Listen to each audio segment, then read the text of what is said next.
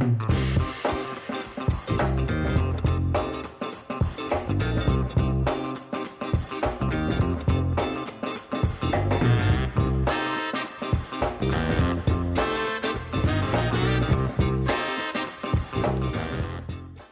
Sobat HMP, HMP FKMI 2022 punya program baru yaitu HMP Talks. HMP Talks itu merupakan talk show seputar kesehatan yang akan membahas mengenai informasi-informasi seputar kesehatan dan juga seputar HMP FKMI 2022. Kegiatan HMP Talks ini bisa berupa live Instagram dan juga podcast.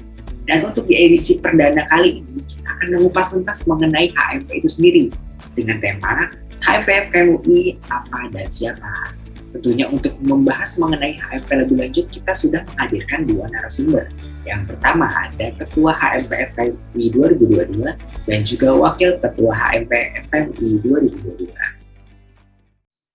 Oke, dan hari ini kita sudah kehadiran dua narasumber utama kita. Yang pertama adalah Ketua HMP FKMI 2022, Dwi Okta Amalia, yang biasa kita panggilnya Kak Okta. Dan yang satu lagi adalah Wakil Ketua HMP FKMI 2022, Deo Alfa Christian, yang biasa kami panggil Bang Deo. Kita sapa dulu narasumber-narasumber kita hari ini. Yang pertama, halo Kak Okta. Halo Kak Indro. Halo, gimana kabar? Baik? Alhamdulillah sehat. Oke, kita sapa juga nih narasumber yang kedua yaitu Bang Deo. Bang De, gimana nih Bang De? Oke, Bang Deo, gimana nih kabar? Iya, baik banget nih. Bang Indro sendiri gimana kabarnya? Baik, alhamdulillah. Oke, ini dia yang akan menemani saya dalam podcast perdana kali ini. Ada Wakil Ketua dan juga Ketua HMP FKMI 2022. Oke, sebelumnya kita akan berkenalan dulu nih dengan masing-masing narasumber kita. Yang pertama kita akan ke Ketua HMP dulu. Kita ke Kak Okta. Oke, Kak Okta, mungkin diperkenalkan dulu nih Kak Okta ini dari S2-nya apa, kemudian mungkin riwayat pendidikan, organisasinya seperti apa nih Kak? Mungkin boleh diceritain nih Kak. Oke, Kak Indro, terima kasih. Halo Sobat HMP dimanapun berada. Saya Okta, Ketua HMP terpilih untuk tahun 2022. Pendidikan saya saat ini S2, Ilmu Kesehatan Masyarakat, peminatannya Kesehatan Reproduksi. Dan sebelumnya waktu S1 saya juga menempuh pendidikan di FKMUI dengan peminatan yang sama, Kespro juga. Untuk organisasi sendiri selama S1 saya mengikuti beberapa organisasi di FKM, dari mulai di tingkat fakultas juga di universitas. Jadi kalau di fakultas itu dulu itu namanya masih Senat FKMUI, namun sekarang sudah berganti jadi BEM FKMUI. Dan juga di tingkat fakultas ada juga himpunan mahasiswa Kespro, dulu saya juga menjabat sebagai ketua, dan juga dulu pernah dapat kesempatan juga untuk mendirikan salah satu organisasi Rumpan FKMUI. Jadi sampai sekarang masih ada forum mahasiswa peduli Kespro Remaja. Dan di tingkat universitas saya juga mendapat kesempatan untuk bergabung sebagai BPH di BMUI. Oke, mantap ya, dari perjalanan karir di organisasinya sudah banyak menjabat sebagai ketua juga ya, dan juga salah satu bisa dibilang founder Rumah Panda ya. Rumpan itu berarti di tingkat univ ya? Di KM, cuma memang anggotanya tuh dari berbagai fakultas. Oh gitu, berarti lebih bervariasi ya anggotanya ya, tidak hanya dari FKM tapi bisa juga dari fakultas-fakultas lain. Oke, mungkin kita langsung kenalan juga nih sama narasumber kita yang kedua, Bang Deo. Halo Bang Deo. Iya. Bang Deo nih. Oke, aku tuh kenalan dulu ya. Mungkin nama lagi udah kenal kan ya. Mungkin langsung aja. Aku tuh dari S2 Ilmu Kesehatan Masyarakat. Peminatannya itu Kebijakan dan Hukum Kesehatan. Kebetulan S1-nya itu aku ngambil Kesehatan Masyarakat di Universitas Sumatera Utara. Peminatannya PKIP, jadi agak melenceng sedikit gitu. Dari Promkes ke AKK. Terus untuk pengalaman organisasinya mungkin aku di S1 dulu aktifnya di eksternal ya, bukan di luar kampus. Jadi aku dulu ikut organisasi GMKI, kalau tahu Gerakan Masuk Kristen. Terus tapi nextnya aku lebih aktif di organisasi kemahasiswaan anak-anak perantauan dari Jabodetabek. Jadi ada organisasi keluarga mahasiswa Jabodetabek yang kuliah di Medan. Aku lebih aktif di situ. Jadi mungkin saat itu aku lebih banyak ke eksternal, organisasi eksternal kampus. Menjabat sebagai BPH juga. Oke, pengalaman juga lumayan banyak ya, sama kayak Kak Okta. Ya, Kita sama nih, S1-nya dari Promkes nih. Yoi, kita Promkes dulu. Promkes banget yang akhirnya agak melenceng sedikit. It's okay. Sama kesehatan masyarakat ya. Oke, terus gini nih. Kalau kita ngomongin lebih jauh tentang HMP nih, sebenarnya dari Kak Okta sendiri nih, Kak Okta apa sih yang menjadi motivasi kuat Kak Okta untuk bisa menjadikan diri sebagai ketua HMP, mencalonkan diri lah ibaratnya? Ya, jadi saya pikir saya bisa kembali ke kampus perjuangan ini juga saya bersyukur gitu. Saya bisa menempuh studi kembali dan saya pikir ini kesempatan yang baik untuk saya bisa berkontribusi lagi gitu untuk UI, untuk UKM, untuk masyarakat. Salah satunya ya bergabung di HMP gitu, dan juga bisa ketemu sama teman-teman pengurus yang lain. Itu menurut saya juga opportunity tersendiri ya, bisa punya banyak teman, banyak sahabat gitu di HMP. Wih, mantap ya motivasinya. Terus gimana nih kalau Bang D menjadi wakil ketuanya di HMP nih, menjadi wakilnya Kak Okta sendiri nih, gimana nih? Kalau sebagai dari aku sendiri ya, terima kasih untuk Kak Okta yang udah mempercayakan aku sendiri kan sebagai wakil ketuanya. Motivasi sendiri mungkin lebih ke HMP-nya ya, masuk HMP-nya itu karena mau berdampak sih. Apalagi kan aku juga bagian dari yang angkatan 2021. Jadi maksudnya lebih terintegrasi aja dalam kalau pendapatku.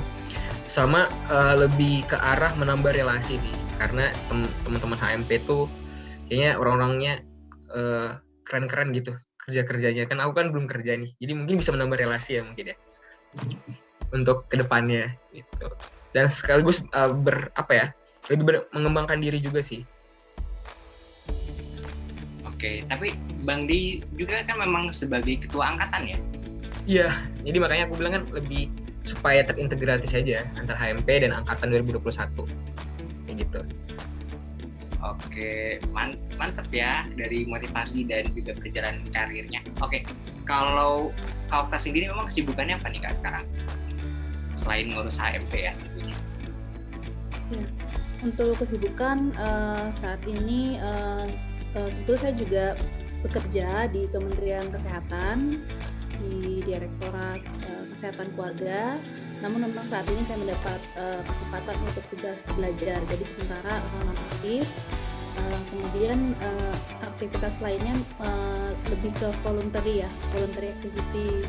Terus saya juga punya rumah baca untuk anak-anak di Banten. Jadi karena memang situasi pandemi saat ini off, dan insya Allah sih paruh kedua tahun ini mungkin akan aktif kembali, karena kegiatan itu lebih ke memfasilitasi buku-buku belajar ya, buku-buku bacaan untuk anak-anak. Kemudian juga ada semacam kayak kelas belajar, juga ada kelas ibu balita untuk ibu-ibu yang punya balita, seperti itu Kak. Wow, menarik ya rumah baca yang baru kita ketahui nih sosoknya Kak Okta itu seperti apa. Kalau Bang Deo sendiri nih, kesibukannya apa nih? Kalau aku lagi nggak ada, tapi aku ada sedikit usaha kecil-kecilan, bantu orang tua. Usaha kopi, mungkin teman-teman mau datang boleh di daerah Cawang. Itu aja sih sekarang sama fokus kuliah. Oke, entrepreneur ya, berwirausaha ya. Membantu lah, entrepreneur. Oke, jadi sekarang kita akan lebih jauh nih mengenal HMP-nya itu seperti apa. Ketika kita sudah ketahui ketua dan wakilnya itu siapa dan kesibukan dan background-nya seperti apa, kita akan lebih mengetahui mendalam mengenai HMP FKMU itu sendiri. Oke, kita akan langsung tanya ke Kak Okta nih sebagai ketua. Kak Okta, sebenarnya visi misi yang Kak Okta buat untuk HMP FKMU tahun 2020 ini seperti apa sih Kak? Ya, sebetulnya kalau ditanya visi misi cukup panjang ya. Tapi secara simpelnya sebetulnya intinya dari visi HMP tahun ini tuh saya berharap bahwa HMP itu bisa jadi wadah aspirasi ya untuk teman-teman mahasiswa pasca untuk bisa berperan aktif gitu dan juga berkontribusi terhadap upaya peningkatan kesehatan masyarakat. Sebenarnya itu visi besarnya untuk HMP. Jadi dan ini juga harapannya lewat misi ini juga bisa terwujud gitu dari berbagai kegiatan atau program kerja yang sudah kita susun bersama di HMP. Seperti itu, Kak. Oke, terus kalau kita lihat nih di background kita, tagline-nya adalah melangkah bersama. Nah, ini kepikirannya dari mana sih, Kak? Idenya, terus kemudian meaning-nya, makna dari melangkah bersama itu seperti apa? Ya, kalau mungkin seperti yang tadi Kak Dio singgung juga ya, karena kuliah di UI ini juga kesempatan juga karena kita bisa ketemu banyak orang-orang hebat ya, dan juga kalau lihat situasi sekarang kita masih sistemnya online belajarnya, dan ini juga jadi tantangan juga buat kita sama-sama nih gitu. Gimana caranya supaya kita bisa bermanfaat, kita bisa berdampak gitu, tidak hanya buat diri kita sendiri, tapi juga buat lingkungan, buat masyarakat. Nah, ini saya pikir alangkah lebih baik kalau kita punya spirit atau semangat yang bersama-sama, bisa melangkah bersama untuk berkontribusi berdampak bagi masyarakat. Jadi harapannya di HMP ini bisa berjalan beriringan lah gitu, bisa melangkah bersama untuk mewujudkan apa yang jadi mimpi atau harapan kita bersama. Oke, mantap ya, artinya jadi kita harus melangkah bareng-bareng, melangkah bersama-sama untuk mencapai tujuan kita gitu ya, Kak ya. Oke, sebenarnya nih Kak, goals-nya, tujuannya, atau mungkin harapan besar dari Kak Okta untuk membawa HMP ini seperti apa sih, Kak? Ya, kalau harapan besar tentunya dengan keberadaan HMP sih yang paling utama sekali, HMP ini bisa dirasakan ya manfaatnya oleh teman-teman mahasiswa pasca, karena kembali lagi ke himpunan mahasiswa pasca sarjana. Ini kan wadah komunikasi, wadah aspiratif, wadah untuk koordinasi, komunikasi. Jadi yang utama saya berharap bahwa teman-teman mahasiswa pasca ini bisa merasakan gitu manfaat dari adanya HMP. Selain tadi kita sama-sama bisa memberikan manfaat, kontribusi untuk masyarakat gitu, untuk kesehatan masyarakat di Indonesia. Oke, jadi sebenarnya untuk bisa bergabung di HMP itu sebenarnya tentunya harus jenjang S2, S3 itu bisa ya Kak ya? Betul, ya. Jadi HMP ini memang salah satu himpunan mahasiswa yang ada di FKM gitu ya. Kalau berdasarkan aturan produk hukum yang di FKM kan berdasarkan yang paling tinggi kan kita ada pedoman dasar ya, PDIM, dan HMP ini menaungi mahasiswa S2 dan S3. Jadi semua mahasiswa S2, S3 bisa terlibat di semua kegiatan HMP. Mungkin nanti kalau misalkan ada viewers kita yang dari umum yang kemudian mau masuk S2 FKM, bisa banget nanti untuk gabung di HMP FKM di periodenya ya. Oke, Kak Okta, mungkin boleh dikenalin di HMP FKM UI sendiri organisasi seperti apa sih? Ada departemennya apa aja gitu? Mungkin boleh diceritakan? Iya, di HMP ada 7 departemen. Jadi kalau saya dibantu dengan wakil ketua Adio, kemudian ada 2 sekretaris dan ada 2 bendahara.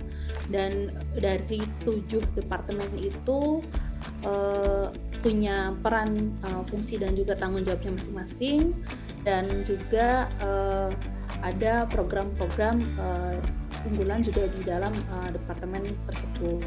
Nah, untuk yang pertama mungkin dari internal kita ada PSDMO, pengembangan sumber daya manusia organisasi. Jadi lewat PSDMO ini saya berharap bahwa teman-teman mahasiswa pasca yang bergabung ini bisa mendapatkan manfaat pengembangan diri. Jadi saat nanti lulus dari HMP itu punya value yang lebih gitu, punya value, bisa dapat manfaat, bisa berkembang, mendapatkan misalnya soft skill tertentu setelah lulus dari HMP. Kemudian ada Departemen Media dan Informasi, Medinfo. Nah, acara ini nih yang merupakan program dari Medinfo di bawah koordinasi Kak Endro ya. Jadi fungsinya atau perannya untuk memberikan komunikasi dan juga edukasi kepada masyarakat terkait dengan isu-isu kesehatan. Yang ketiga ada Departemen Pendidikan dan Akademik atau biasa kita kenal Mendika. Jadi di kondisi pandemi ini kan kita metode belajar masih daring ya, masih online. Dan ini kan ada tantangan di proses pembelajaran ini ya. Jadi Pendika di sini hadir untuk memfasilitasi teman-teman pasca yang mungkin proses pembelajaran itu dirasakan masih kurang atau mungkin masih perlu pendalaman materi. Di sini teman-teman Pendika hadir, Pendika HMP hadir untuk memfasilitasi pendalaman materi melalui coaching kelas, kemudian juga workshop atau pelatihan penulisan karya ilmiah yang juga bisa menunjang perkuliahan dari teman-teman pasca. Kemudian yang keempat ada Departemen Kajian Strategis, dan di Kastrat ini ada dua fungsi utama. Yang pertama terkait dengan memfasilitasi kajian aksi isu-isu strategis kesehatan nasional yang akan dibawa oleh HMP. Itu ada 3 isu, ada terkait dengan COVID, BPJS, dan juga stunting. Nah, namun memang kami tidak menutup kemungkinan untuk juga merespon isu-isu yang lain ya, sesuai dengan situasi dan kajian nantinya. Kemudian selain fungsi kajian strategis, Kastrat juga berperan untuk advokasi mahasiswa. Jadi di sini Kastrat punya peran untuk memfasilitasi jaring aspirasi mahasiswa, kemudian untuk meneruskan kepada pihak-pihak tertentu, dan juga termasuk advokasi mahasiswa, misalnya jika ada kendala terkait pembiayaan kuliah, terkait dengan perkuliahan atau nilai atau dan lain-lain. Jadi bisa dibantu advokasi. Kemudian yang kelima ada Departemen Pengabdian Masyarakat atau Pengmas. Nah, Pengmas ini perannya memfasilitasi mahasiswa pasca yang ingin berkontribusi langsung di bidang sosial kemasyarakatan. Kemudian yang keenam ada Departemen Rohani Minat dan Bakat atau Romikat. Nah, ini perannya untuk meningkatkan kerohanian mahasiswa dan juga memfasilitasi minat dan bakat. Dan yang terakhir ada Ekonomi Kreatif, berperan untuk memfasilitasi teman-teman yang ingin berwirausaha, kemudian juga memfasilitasi penyediaan buku-buku penunjang kuliah dan juga merchandise ya. Mungkin itu Kak Indro. Oke, dan kata banyak ya departemen-departemennya di HMP itu sendiri dan punya program-program yang juga menarik ya untuk teman-teman ikuti. Dan juga mungkin kalau teman-teman yang melihat podcast ini dari luar, dari umum, kemudian ingin daftar S2 di FKM UI, bisa nanti join di HMP dan juga membuat program-program yang inovatif lainnya, seperti itu ya.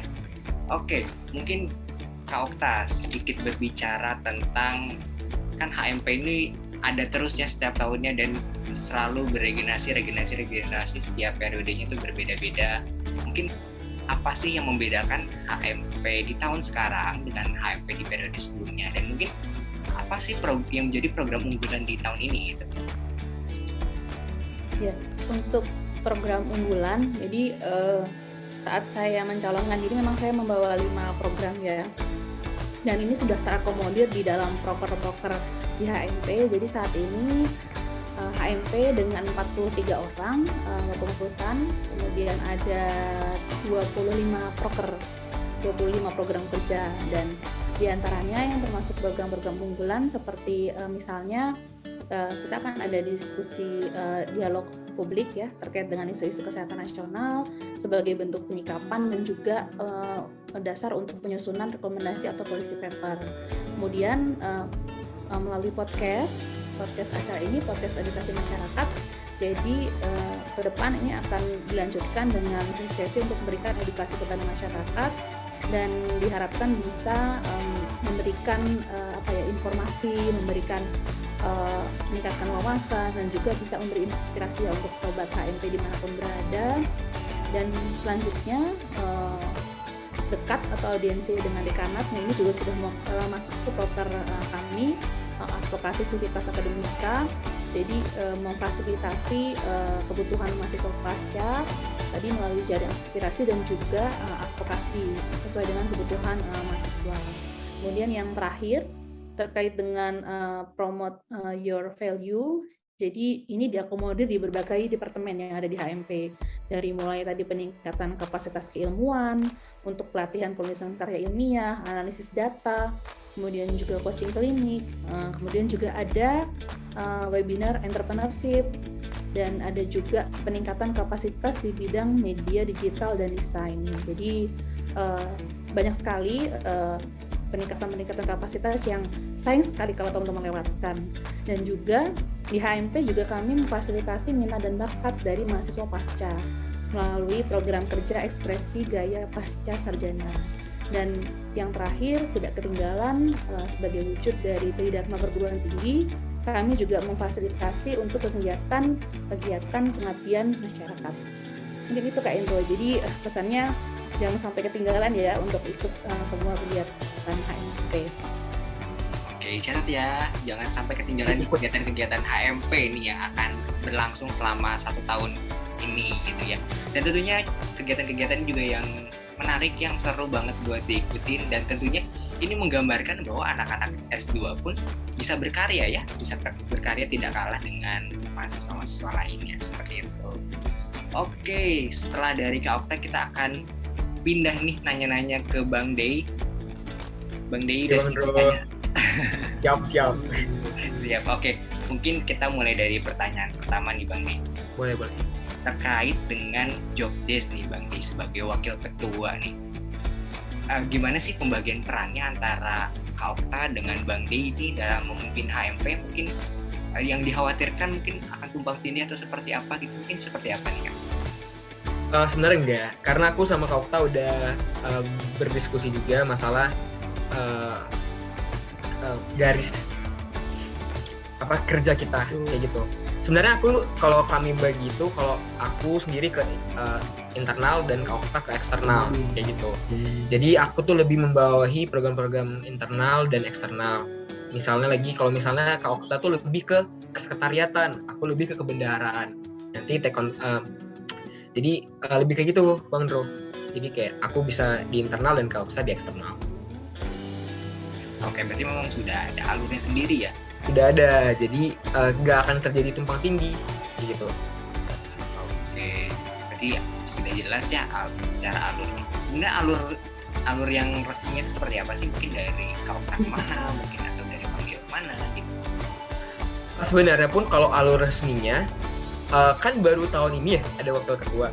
Jadi sebenarnya pun alur resminya itu sebenarnya dari ketua, nanti sekretaris bendahara ke bawah-bawah lagi, nanti ke para kepala departemen.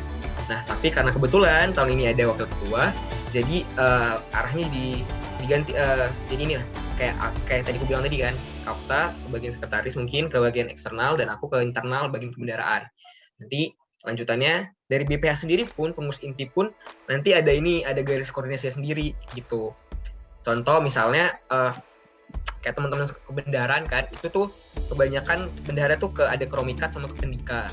Nanti dari PI sendiri ada koordinasinya ke divisi-divisinya.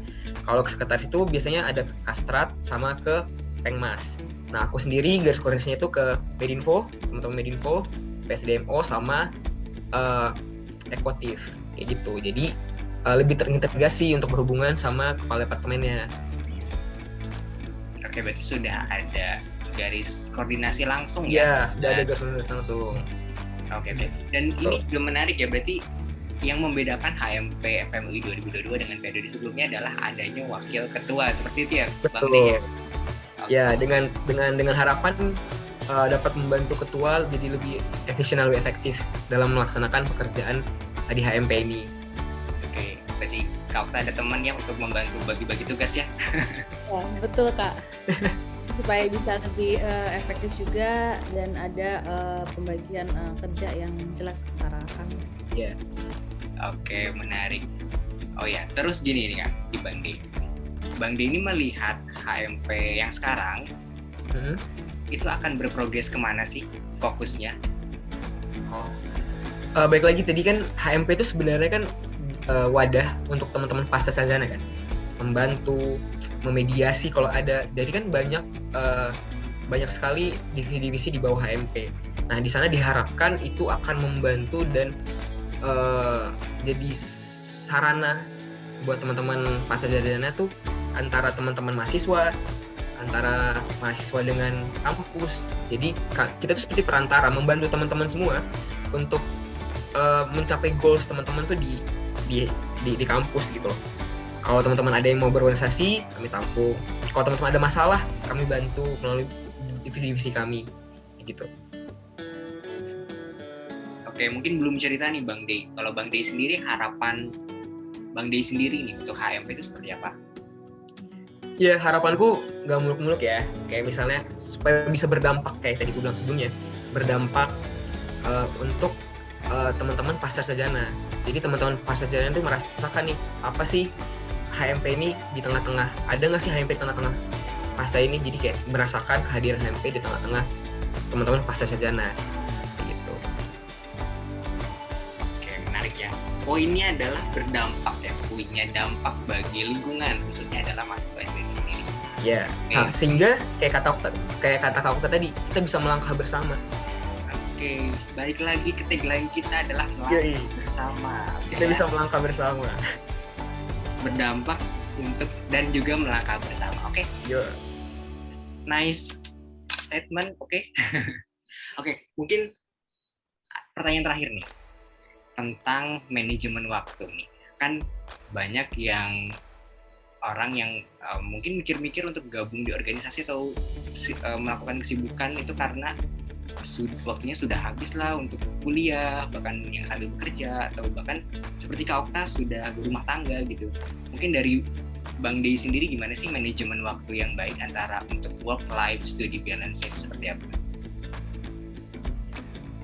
Kalau manajemen waktu yang baik, sebenarnya aku sendiri pun masih belajar untuk manajemen waktu yang baik. Tapi sebenarnya kalau dari sisi aku yang masih single, masih belum kerja yang padat banget, tapi kan yang nggak punya kerjaan dan ini, jadi dari segiku manajemen waktunya sebenarnya lebih ke arah lebih bagaimana kita prioritas. Misalnya besok mau ada, misalnya hari ini ada ujian nih, berarti kita ujian dulu baru ke HMP atau ke kerjaan, karena aku kan juga ada toko kan, jadi lebih ke arah sibuk situ sih. Jadi kayak memaintain waktunya adalah prioritasnya di mana saat ada program atau misalnya ada yang harus dikerjakan.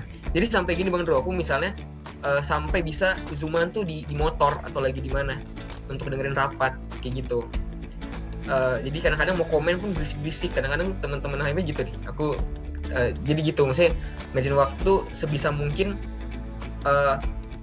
fit in ke HMP, program-program HMP gitu. Tapi teman-teman sendiri pun jangan khawatir misalnya mau masuk HMP jadi kayaknya sulit ya sampai kayak gitu, sampai zoom-zooman di ini. Enggak sebenarnya, karena aku kan punya usaha juga kan, lebih ke arah situ sih. Tapi kalau teman-teman gabutnya malam-malam, nah acara HMP ini bagusnya banyak tuh agak-agak sore, karena kan teman-teman HMP pasca kan banyaknya pekerja kan, jadi sangat time-able lah buat teman-teman yang bekerja gitu, malam-malam rapatnya kayak gitu. Jadi sebenarnya manajemen waktu kayak gitu sih. Aku juga lagi berusaha supaya lebih baik lagi manajemen waktunya kayak gitu. Oke, relate sih ya, Zoom sambil di jalan. Ya, saya juga merasakan. Oke, mungkin ini kan Bang Dey kebetulan masih single, belum berkeluarga nih. Dan ada Kak Okta yang sudah berkeluarga, gimana nih? Kak Okta dalam manajemen waktunya pasti lebih super lagi ya? Ya, Kak Indro, jadi memang ya kita sebagai mahasiswa ini kan, apalagi di HMP juga beragam ya. Ada yang punya tanggung jawab bukan hanya mahasiswa, tapi juga sebagai pegawai. Ada juga yang punya keluarga juga di rumah. Jadi memang penting untuk manage diri, waktu ya, supaya semua seimbang, supaya kesehatan mental kita juga tetap terjaga ya, dan juga yang pasti harapannya performa kita ya, dimanapun itu bisa tetap produktif ya, bisa tetap produktif. Kalau dari saya sendiri sih yang pertama supaya nggak terlalu berat dan jangan jadi beban, yang pertama sih saya belajar untuk berpikir positif gitu. Jadi apapun yang kita lakukan itu kembalikan ke niat kita gitu. Saat kita punya niat untuk berbuat baik, melakukan kebaikan, dan itu kebaikan itu akan kembali lagi ke kita gitu, dari berbagai arah yang tidak pernah kita duga. Saat kita berbuat baik, saat kita misalkan kontribusi di HMP atau kontribusi dimanapun ya, sesuai dengan minat kita, nanti akan kembali lagi ke kita gitu. Kita akan mendapatkan kemudahan-kemudahan dari berbagai arah, dan jadi ya jangan dibawa beban gitu. Kemudian yang kedua, sama dengan Tadio tadi, menyusun skala prioritas. Jadi setiap orang kan punya skala prioritas yang masing-masing ya. Kalau saya tuh sering bikin list to do ya, mingguan dan harian. Jadi untuk monitor gitu sebagai reminder juga gitu, dan itu ada skala kayak urutan-urutan, ada list to do yang mingguan sama harian itu. Jadi kita bisa monitor nih, kira-kira minggu depan tuh kita apa sih list-listnya, terus dan sehari sebelumnya itu saya biasanya ada list juga gitu.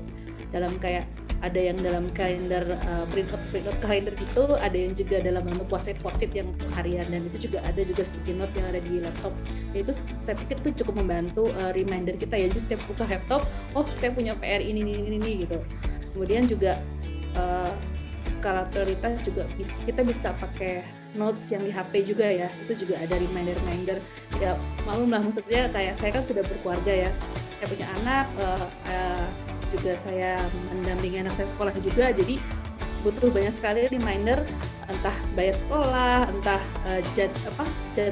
jadwal sekolah tuh, oh hari ini mau bikin prakarya apa, nah itu kan juga harus disiapin tuh alat-alatnya. Jadi memang ya tadi kembali ke skala prioritas, kita time schedulingnya harus disusun, dan yang terakhir jangan lupa luangkan waktu untuk me time. Saya pikir ini penting, healing sejenak, apapun aktivitas yang kita sukai. Tadi kembali lagi, supaya kesehatan mental kita tetap terjaga, suasana hati kita juga tetap positif, dan ini juga sebagai bentuk apresiasi ya, terima kasih, penghargaan terhadap diri kita sendiri gitu.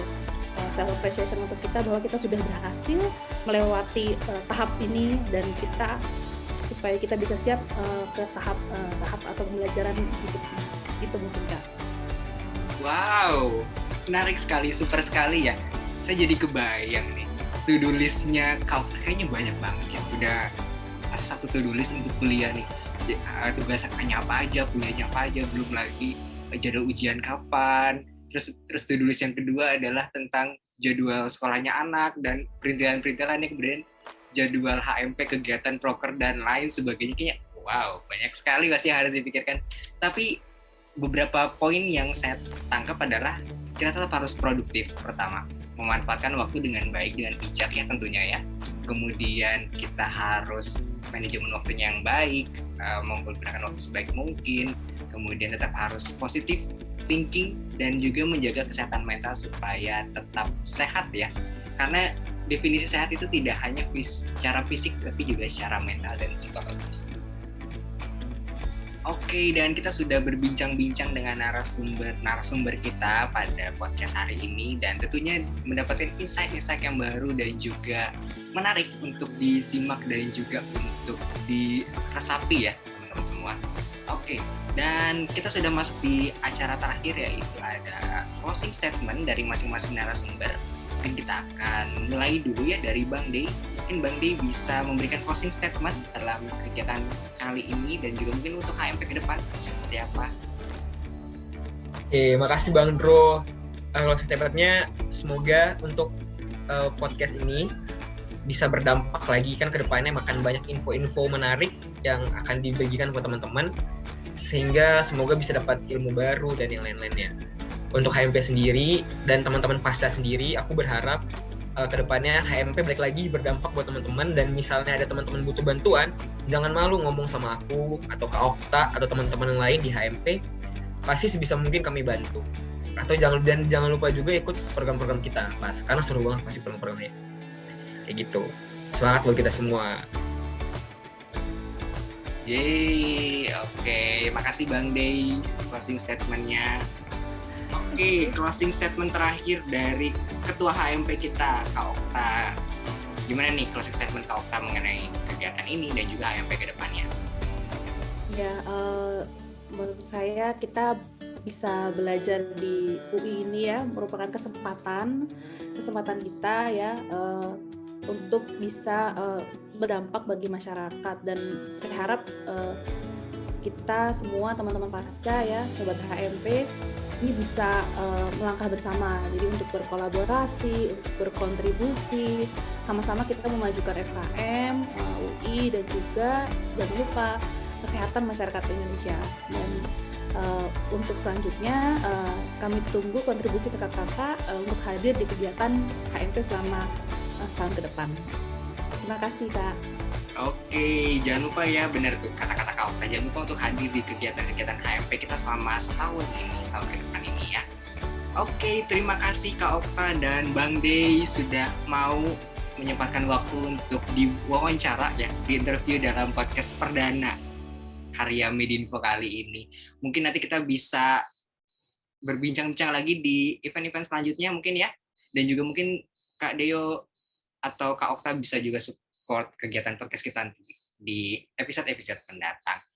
Oke, Sobat HMP, dan demikianlah kegiatan podcast perdana kami kali ini mengenai HMP FKM UI 2022 apa dan siapa. Oke, dan tetap stay tune di YouTube kami dan juga akun-akun media sosial kami lainnya, dan tentunya pantengin kegiatan-kegiatan HMP ke depan. Oke, sampai jumpa di kegiatan berikutnya.